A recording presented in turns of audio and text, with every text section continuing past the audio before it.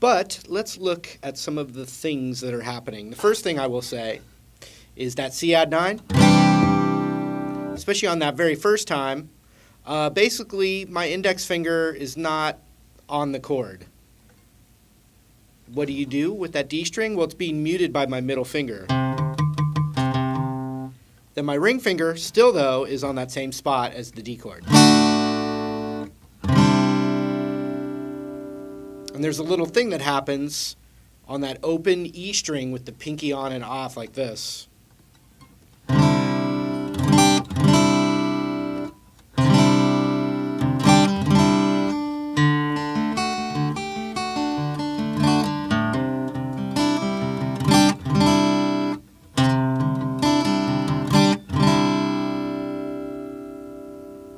Now watch this.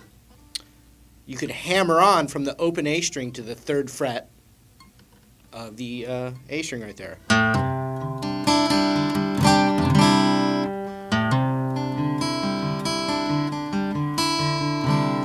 Okay, so you've got, I haven't showed you the D yet. We're saving that for a second here.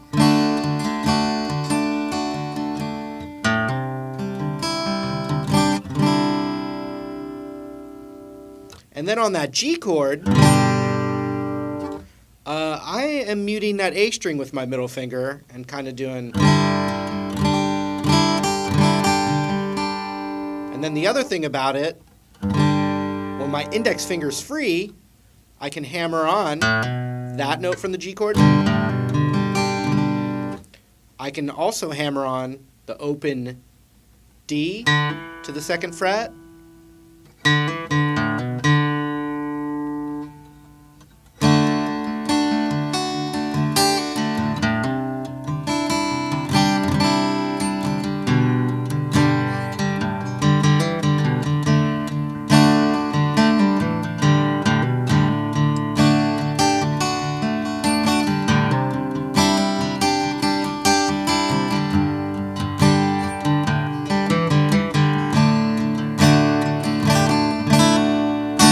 Oh, but the other thing, actually, let me take that back. On the G chord, a really cool trick that's happening in that intro, now that I think about it, is actually not playing this E string. That's getting muted, and you can play the 2nd fret. And it's still a G chord, but you'd call it G over B, just because we're not playing the G in the bass anymore. We're playing the B note of that G chord, which is that, in the bass. So check it out.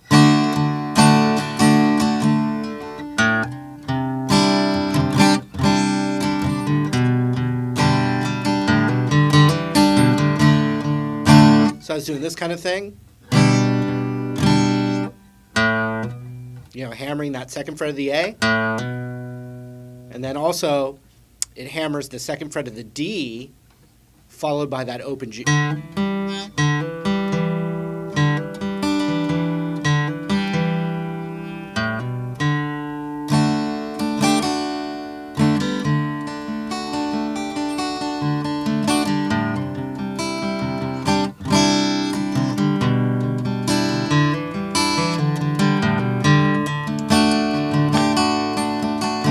So on this one,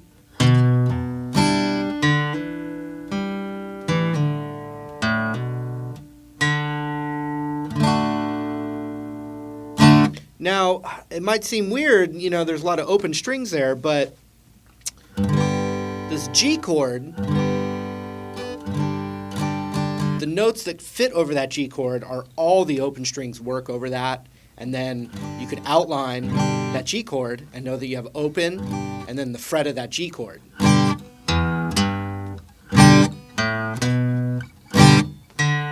then I told you 2nd fret, and then the G,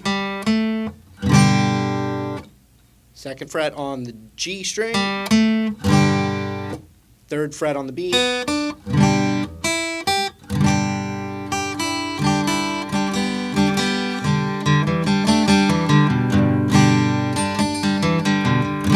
and actually what you're doing there would be called the G major pentatonic scale.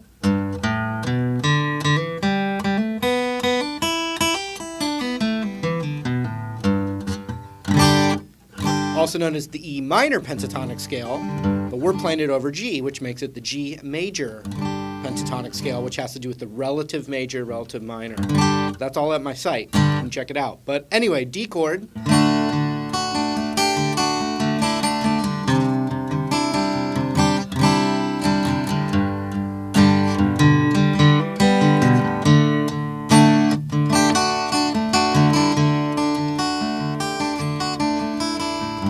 The other thing about it, and now let's get to the D chord, what I recommend you doing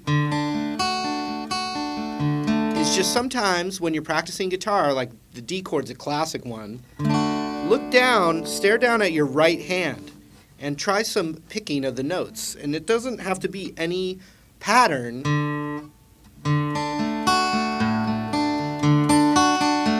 You know, and you might screw up, but experiment.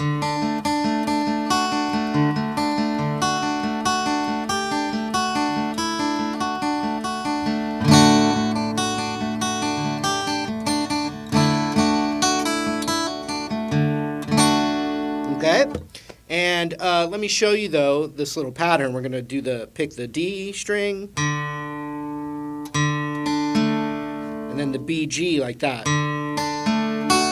then the high E,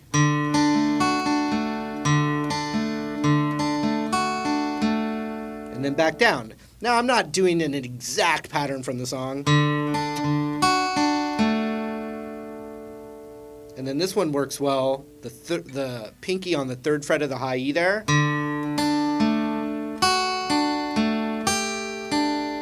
And then I'm just picking back down to the B there. And then the pinky comes off, so watch that.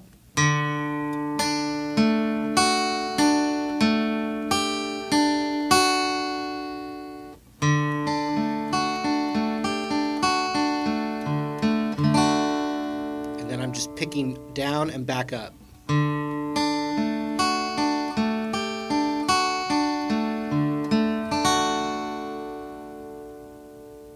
Followed by. And so when I do that, I'm just picking notes out. I'm not doing it the same way twice, which you know, purists might not appreciate.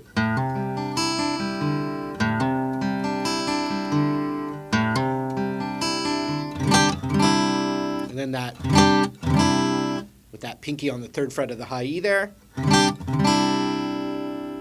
Then 2nd fret to the A string right there. And then I'm hammering that 2nd fret of the D. Open G plucked right after. Back. Pulled it off. Hammer on the 2nd fret of the A. Open D.